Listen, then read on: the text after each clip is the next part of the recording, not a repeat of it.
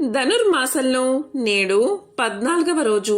ఈ మాసంలో ఆండాళ్ తల్లి రంగనాథుణ్ణి తన భర్తగా పొందడానికి వ్రతాన్ని ఆచరిస్తూ పాసురాలను రచించింది. ఈ పాసురాలనే తిరుప్పావై అంటారు. ఈరోజు 14వ పాసురం. ఈ పాసురాల్లో 15వ పాసురం వరకు గోదాదేవి చెల్లుతో కలిసి పూలను సేకరిస్తూ పల్లె వాతావరణాన్ని వర్ణించే అంశాలు ఉంటాయి. ఒక్కొక్క రోజు ఒక్కొక్క వర్ణనతో గోపికలను నిద్ర లేపుతూ ఉంటాయి. ఉదయాన్నే గోదాదేవి ఒక్కొక్కరింటికి వెళ్లి తన చెరులను తట్టి లేపుతూ వారిని నదిలో స్నానానికి సిద్ధం చేస్తుంది. విష్ణువు యొక్క అవతారాలను పొగుడుతుంది. నేడు 14వ పాసురం. ఈ పాసురంలో గోదాదేవి మనం తినే ఆహారం, వేసుకునే వస్త్రాలు మనను ఏ విధంగా తీర్చిదిద్దుతాయో, వాటిని ఏ విధంగా మార్చుకోవాలో వివరిస్తుంది. సస్వరూపమైన జ్ఞానం పొంది నిర్మలమైన అంతఃకరణతో నిరంతరం పరమాత్మ కైకర్యంలోనే జీవితాన్ని సఫలం చేసుకోవాలని, విషయరాగాలకు లొంగని వైరాగ్య భావనతో భగవద్ధ్యానం చేసుకునే, భక్తిలో పరిపూర్ణత్వాన్ని పొందని ఒక గోపికను లేచిరమ్మని వేడుకుంటున్నారు గోపికలు ఈ పాసురంలో. తిరుప్పావై 14వ పాసురం అర్థం. నీ యొక్క పెరటి తోటలో ఉన్న దిగుడు బావిలో ఉన్న ఎర్ర తామరలు వికసించాయి, నల్ల కలువలు ముడుచుకుని పోతున్నాయి. సన్యాసులు తమ విషయరాగవర్జనకు సంకేతంగా కాషాయ వస్త్రాలు ధరించి తెల్లని పలువరస కలిగి భగవద్దాలయానికి తిరువారాధనము చేయడానికి వెళ్తున్నారు. సాత్విక శుద్ధి, హృదయ నైర్మల్యం, దైవీ వాక్కు, నిరంతర భగవన్నామ స్మరణ, వీటికి తెల్లని పలువరస కలిగి ఉండడమే సంకేతం. ఈ స్వభావాలు కలిగినందుకే వారు ఆచార్య పదవిని అనుష్ఠించి జీవులను పరమాత్మ చెద్దకు ఆలయంలోకి చేర్చే అర్హత కలిగి ఉన్నారు. మమ్మల్ని ముందే వచ్చి మేల్కొలిపి వ్రతస్థలానికి వెళ్దామని చెప్పిన మాట ఇచ్చి మరిచిపోయావా?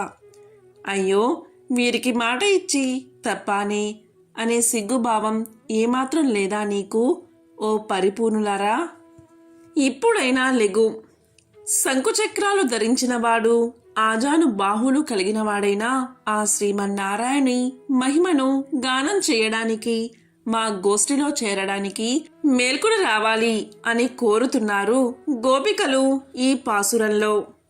మన ఆండాళ్ తల్లి ఒక్కొక్క గోపబాలికను లేపుతూ ఒక్కో వేద రహస్యాన్ని మనకు తెలియచేస్తుంది. ఊహకు అందని సృష్టి రహస్యాలు ఋషుల ద్వారా వేదాలుగా మనకు లభించాయి. ఇవి ఇంద్రియాలకు అందనివి. ప్రత్యక్షం, అనుమానం, వేదం, ఈ మూడు మన ప్రమాణాలు. ఈ మూడు ఎలా వాడుకోవాలో చెప్పేవాళ్లే మనకు ప్రామాణికులు. అనుమానం, ప్రత్యక్షంలలో మనం పూర్తిగా దేన్ని గుర్తించలేం.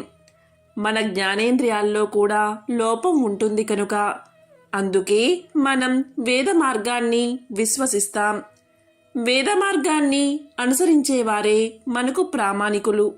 మన మాట, చేత, మన ఆచారం, మన వ్యవహారాలకు ఒక విధమైన ఆధారం కావాలి. మనకు రామాయణం, మహాభారతం, పురాణాలు మనకు ఏది వైదికమో ఏది అవైదికమో తెలిపాయి. లోపల ఉన్న గోప బాలిక గొప్ప ప్రామాణికురాలు, మంచిగా మాట్లాడగలదు కూడా.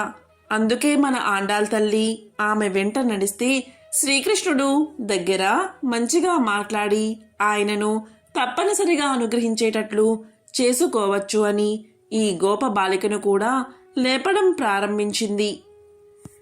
ఎర్ర కలువలు, నల్ల కలువలు ముకురించుకుపోతున్నాయి అని లోపల ఉన్న గోప బాలికతో అన్నారు. సూర్యోదయం కాగానే ఎర్ర కలువలు వికసిస్తాయి, రాత్రి కాగానే నల్ల కలువలు వికసిస్తాయి. సూర్యోదయంతో నల్ల కలువలు ముకులించుకుపోతాయి. ఇది లోకంలో ఉన్న ఒక్క నియమం. లోపల గోపబాలిక మీరే తొందరతో ఎర్ర కలువల్ని విప్పి ఉంటారు, నల్ల కలువల్ని ముడుచుకునేలా చేసి ఉంటారు అని పెద్దగా పట్టించుకోలేదు. అప్పుడు గోప బాలికలందరూ కలిసి స్వామి యొక్క నేత్ర సౌందర్యాన్ని మేము పాడుతున్నాం. నీవు కూడా ఆ యోగ్యత కలిగిన దానివి. నీవు లేచి మాతో కలిస్తే అందరం కలిసి స్వామిని పాడుదామంటూ లోపల ఉన్న గోపబాలికను నిద్ర లేపారు. ముందుగానే నేను లేస్తా, లేచి మిమ్ముల్లా లేపుతానని బీరాలు పలికే ముసుగు తన్నిన బామ నువ్వేనా? తెల్లారలేదని బుకాయించే పిల్ల నువ్వేనా? కొలనులోని కలువ పూలు కనులు ముడుచుకు నిద్రపోగా రెక్కలిప్పిన ఎర్ర తామర చక్కగా నవ్విందిలే. దేవదేవుని సేవ కోసం పట్టు పంచెలు దట్టి కట్టి బీగాలు పట్టుకు పరుగులెత్తే పూజారి సాముల చూడవే శంఖచక్ర శ్రీవత్సముల మువ్వంక భంగిమ. నిలిచి వెలిగే కృష్ణస్వామిని చూడవే, చూసి పాడి తరించవే.